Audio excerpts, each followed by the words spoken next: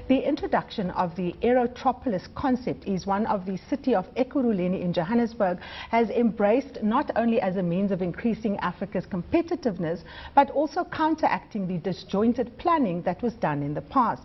CNBC Africa spoke to the newly appointed African General Manager of O.R Tambo on some of the legislation around land use that needs to be considered in the airport's expansion plans. What Ekurhuleni would probably do is look at what land use policies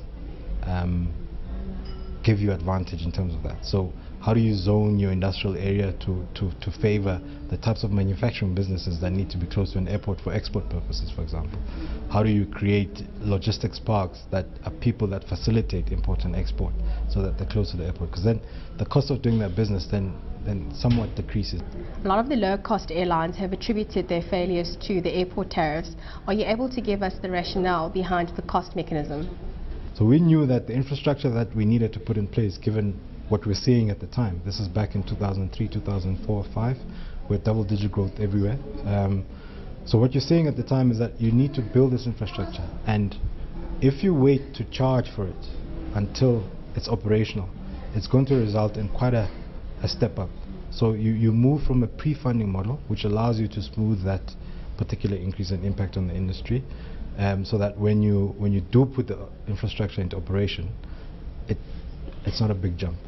So that's a fundamental change in the mechanism. So there was no noise in 2005 when you looked at the 5-year period of 65%. There was noise when it was 59%. I think what needs to happen is somehow the industry and the policymakers need to find a mechanism that assures the sustainability of pretty much everybody in the industry. And would you say that was responsible for the demise of some of the airlines that we've seen?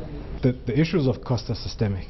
Okay, so you have wages, you have negotiated contracts in terms of wage costs, you have fuel costs and the type of aircraft that you have.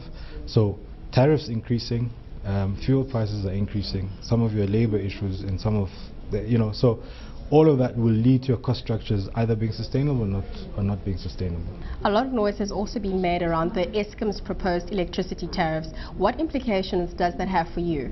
It has a huge impact. If you look at if the projected 16% over the next couple of years does happen as currently is being talked about, that for us represents an 83% increase over the 5-year period and just one of your cost items. So it is absolutely critical that we get really innovative around some of our energy solutions, and we are talking to different potential partners and so on around some of those issues. Now, obviously you would need to focus on areas that you need to improve on. Last year South African Airways reported that about 3 million rand went into baggage claims. What are you doing in order to manage that cost?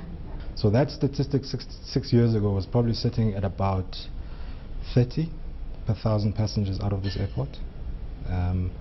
Over the years we've brought it down to on average about 9 every 1,000 passengers. On average across the globe, the mishandled baggage rate per 1,000 passengers was 8.99. So in terms of mishandled baggage, that's pretty much where we are.